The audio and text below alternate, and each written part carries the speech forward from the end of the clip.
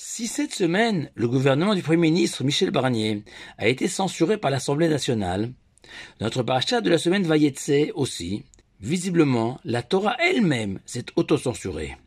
En effet, un des principaux acteurs de notre Sidra est Lavan, doublement beau-père de notre patriarche Yaakov, puisque Yaakov a épousé ses deux filles, Léa puis Rachel ou Rachel en français.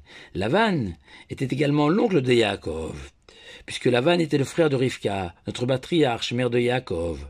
Et enfin, Lavan a été l'employeur de Yaakov pendant 20 ans. Et à la lecture de notre paracha, le personnage de Lavan apparaît comme celui d'un brave homme, un peu menteur sur les bords, mais toujours soucieux de l'intérêt de ses proches, mais rien de bien méchant, par rapport à des pharaons, Aman, ou plus près de nous, Hitler. Ainsi, Lavan recueille Yaakov, venu les mains vides, et fuyant son frère jumeau Esav, qui s'était juré de le tuer. Puis Lavan va donner sa fille à Yaakov en échange de 7 années de labeur. Pas très sympa, mais pas insupportable non plus pour Yaakov.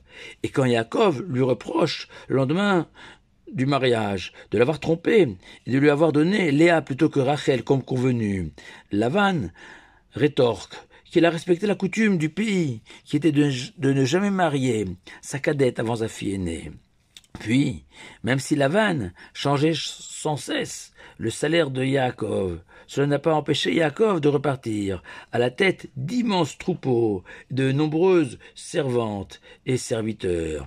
Enfin, dernier épisode de la paracha, après un départ précipité de Yaakov pour retourner au pays de Canaan, peu apprécié évidemment par Lavan, furieux de perdre ainsi un employé extraordinaire, et aussi la certitude de ne plus jamais revoir ses fils et petits-enfants, partis loin de lui.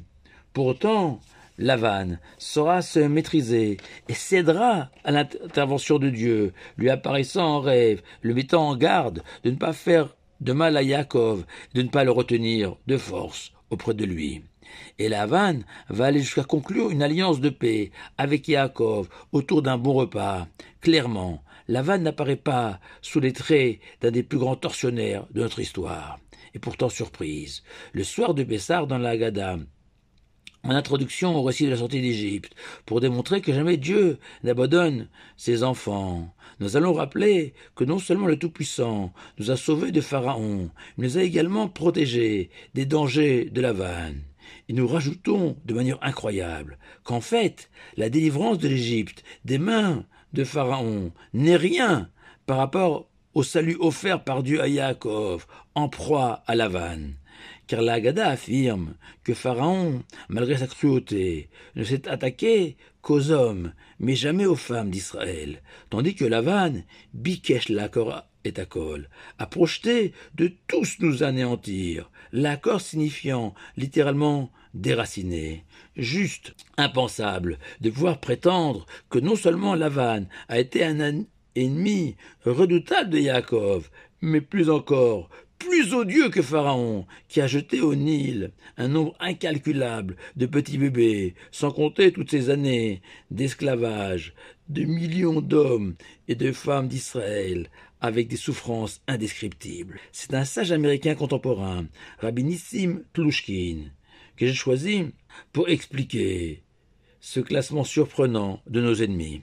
Et le Rav rappelle qu'au cours de notre histoire, le peuple juif a bien sûr connu des antisémites comme Pharaon ou Hitler qui ouvertement nous haïssaient, nous ont massacrés, nous ont jetés dans des camps d'extermination ou de travaux forcés au pied des pyramides ou dans l'est de l'Europe.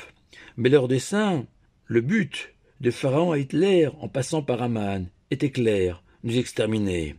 Mais le peuple juif a aussi connu d'autres antisémites qui officiellement n'ont jamais projeté de nous anéantir, n'ont jamais tenu de discours antisémites, mais qui, dans leur fort intérieur, ne supportent pas de voir un juif attaché à son identité, à ses traditions, et que le seul but de ces antisémites cachés sera de convaincre les Juifs, de gré ou de force si nécessaire, d'abandonner leurs coutumes ancestrales. Venez à nous, chers Juifs, ressemblez-nous, intégrez-vous, ne cesse-t-il de répéter, non pas par amour pour nous, non, uniquement parce que la vision d'un Juif, pieux et fidèle à ses valeurs, les exècre.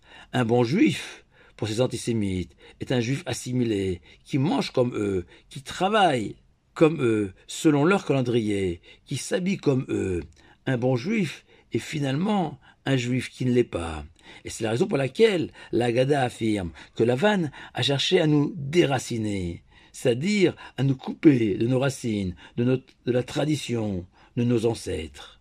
De plus, le soir de Pessah, nous introduisons cette condamnation de Lavan en disant « Tseulman, sors et apprends », signifiant que tous les Juifs de la terre, même les plus éloignés, je dirais même surtout les plus éloignés, sont sensibles au danger d'un antisémitisme dévoilé, virulent. Par contre, la haine de Lavan et son véritable projet demandent d'être analysés, compris, réfléchis. Raison pour laquelle la Torah s'est volontairement censurée en évoquant Lavan pour nous inviter, nous juifs de 2024, à prendre conscience que l'assimilation, l'intégration sans garde-fou n'est pas une solution, c'est un leurre. La garantie de se dissoudre dans l'environnement local et de disparaître à jamais en tant que juif, et que l'histoire de notre peuple regorge d'exemples de ces juifs qui ont cédé aux sirènes de l'assimilation et dont il ne reste plus rien, de grandes familles juives françaises, au nom célèbre par exemple, qui ne comptent aucun descendant aujourd'hui au sein de notre peuple. Pour les amateurs du Midrashim, et pour ceux qui m'écoutent encore, nos sages nous révèlent que Lavan et Bilam, le sage des nations, étaient le même personnage. Bilam, signifiant Balaam, celui qui a cherché à nous avaler, nous engloutir, car derrière ces envolées lyriques, ces paroles mielleuses, se cachait qu'une ambition, nous assimiler.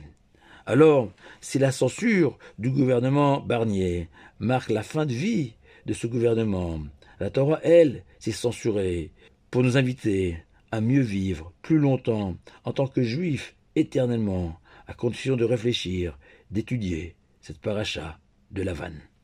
Shabbat Shalom à vous tous.